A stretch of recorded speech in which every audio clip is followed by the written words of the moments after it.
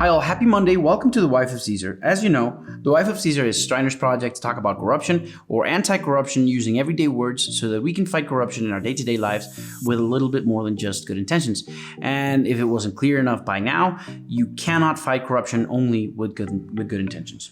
As in every show, we will talk about a piece of news, a case, and a typology. But today is one of those special shows where the case and the piece of news are one and the same.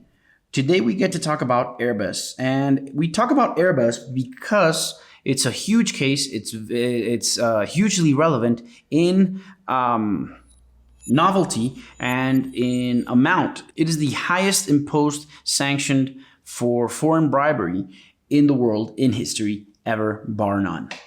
So what happened? Well, Airbus was fined around $3.9 billion for acts of corruption. That's billion with a B.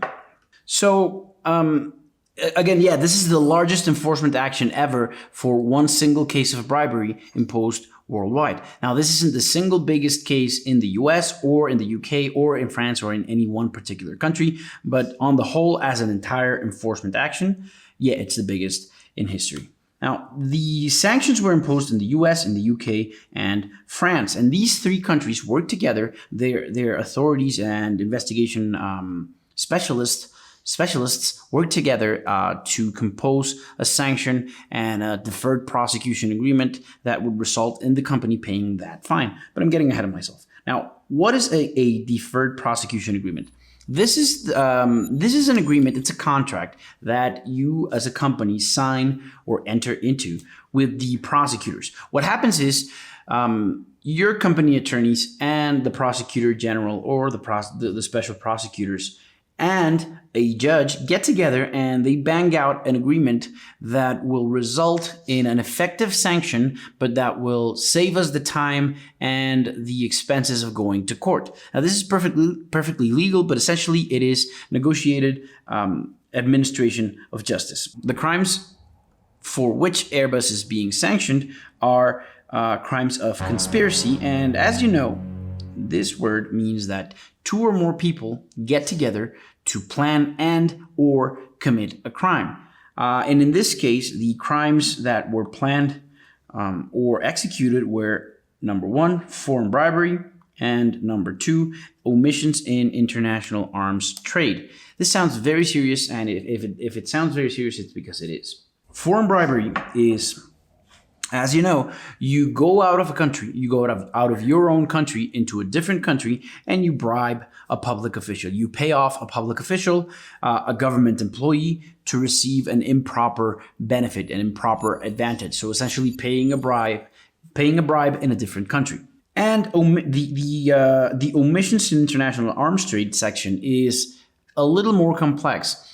As a company doing business in the US, Airbus has to notify and ask permission from the government whenever it wants to trade weapons or weapons equipment with foreign governments. This is to prevent war profiteering, which is a horrible, horrible crime. Now, whenever a company wants to do this, they have to, again, ask permission. And if they fail to do so, or if they fail to report to their own government that they are dealing with foreign governments, then that itself is a crime. So this is what happened in that case. Now, moving on to bribes. Airbus paid bribes in all these countries, but the main accusations have to deal with China, where Airbus bribed government officials, employees of state-owned entities and of state participation entities, which are not exactly the same thing. State-owned means that the state owns the entirety of the company, and state participation means that the government owns shares in a company, which is the case for every company in China. Now, the employees of Airbus went over there and paid bribes using third parties. We've talked about intermediaries at length, so we're not going to stop and discuss them today, but they used essentially third parties to pay off these employees in order to help them secure contracts for airplanes, airplane parts, and weapon products. Further, they failed to disclose the information on selling arms to foreign governments. As I mentioned before, they have the obligation to let the government know, and they essentially didn't do that. There are, however, mitigating circumstances. Now, mitigating circumstances are any situations that are extrinsic or intrinsic to the crime committed, but that serve to nullify or lessen the effects of the crime. So if essentially anything that makes your crime less horrible would become or would be considered a mitigating circumstance. So for example, self-defense. Yeah, I killed someone, but I was defending myself, so that's a mitigating circumstance. And it might even be an exculpating circumstance, but that's a different thing. Now, there are mitigating circumstances in this case, and there's 3 of them. Number 1, self-reporting. Number 2, cooperation. And number 3, remediation. Self-reporting essentially means that you confess. You come forward and you accuse yourself. You confess to the authorities. You say mea culpa, and I found out that people in my company are doing this and this and that, and this is horrible. And we throw ourselves at the mercy of the government. Now, it's not always as pious as I made it to sound. It is part of the negotiation, and companies do this because the trade-off is usually better than actually being caught. Now, there are conditions to the self-reporting. It has to be voluntary and it has to be timely. Voluntary means that nobody forced you to do it. You weren't coerced. The company wasn't coerced. And a company could be coerced if there is if the information has been leaked to the press or to prosecutors, or the authorities already know about it or are already investigating it. So essentially, you have to make it. You make a spontaneous confession. Nobody knows, and I have no reason to be compelled to confess, but I'm doing so anyway because it's the right thing to do. And it has to be timely. It cannot be after your crime or your conduct has caused negative circumstances or negative consequences to the world, either legal or material circumstances. Moving on, number 2, cooperation. That means that the company has to fully cooperate with the government. And cooperating in this context means that they will turn over to the authorities any documents or any people that they might need to further their investigations. In real life, what happens is that the company sets aside an office, they empty out an office or office space, sometimes several offices, and they make those offices they make that office space available to the authorities so that the government can set up shop inside your company, and then they give you access to any areas of the company, any people that work for the company, and obviously any and all documents that might be related to the investigation. So essentially, you allow the government into your house. And the third mitigating circumstance is remediation. When we say remediation in this context, we mean that the accused company is taking steps to nullify the circumstances that place them at risk of committing crimes. So essentially changing or beefing up your compliance program, having better policies, more training, anything that helps to solve this problem. How do we fix the problem?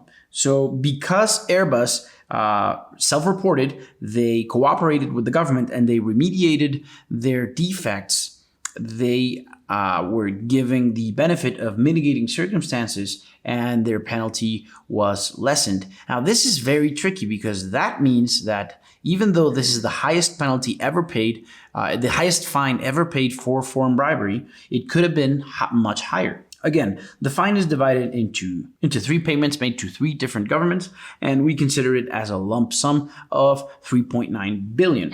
However, you will notice that the biggest financial beneficiary of this enforcement action is France, with about 2 billion euro.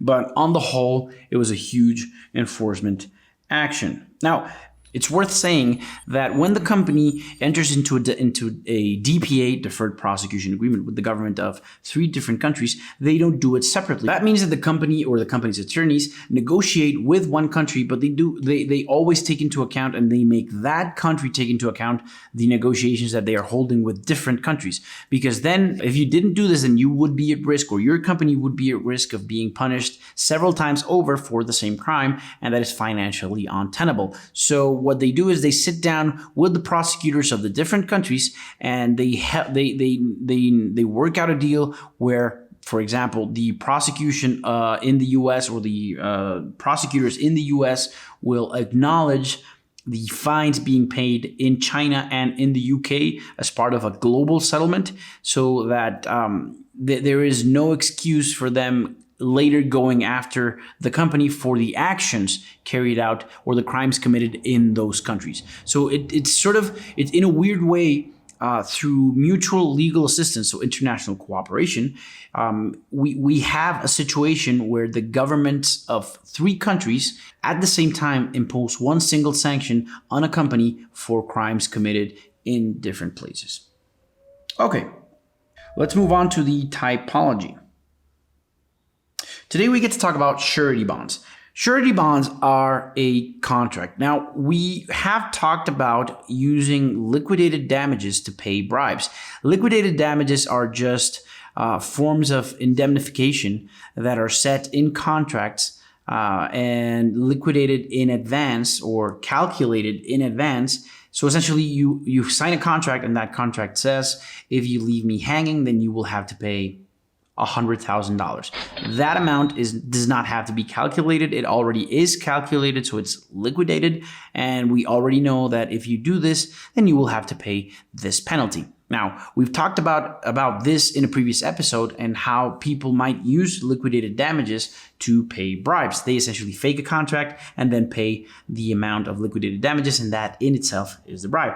Now let's add one layer of complexity to that, and we will use surety bonds. Now, a surety bond is essentially a guarantee contract. A guarantee contract is a secondary contract to the original one that says, if this person doesn't pay, then I will pay. I will make you whole. So essentially, we have a principal creditor and a debtor.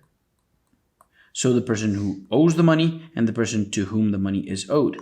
They sign a contract, and we have a third party, which is our surety or our guarantor. Fancy name. That means that if he doesn't pay her, then he has to pay her. Pretty simple concept, right? Okay. So what happens is that this person fails to pay her, and so she collects from him. Now, this is usually, a lot of the time it's a person, but in this case, we have surety bond companies. And these are companies that are in the business of issuing surety bonds, essentially guaranteeing your obligations, and they do so for a fraction of the amount that they are guaranteeing.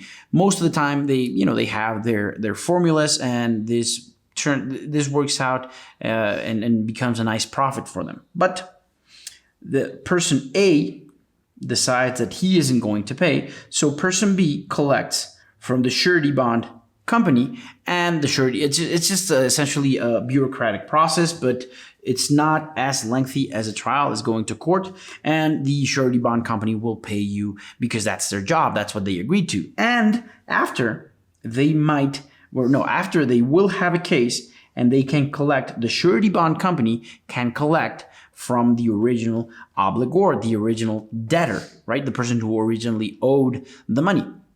And then he might just say, you know what, here's the money, don't worry about it. But what's interesting here is that in this scenario, there's no transfer of money from one person to the other. Rather, we have a flow of money from the surety bond company to the original creditor, and then from the original debtor to the surety bond company. And these movements, they from the accounting point of view and legally, they seem like legitimate operations, like legitimate payments. But in essence, you are using a third party to help you in paying off a bribe.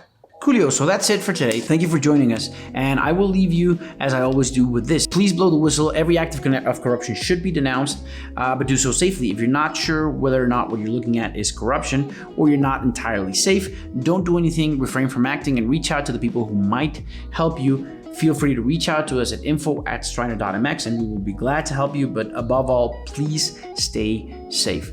This was The Wife of Caesar. My name is Michel Levien, and thank you for joining us, and you have a happy Tuesday.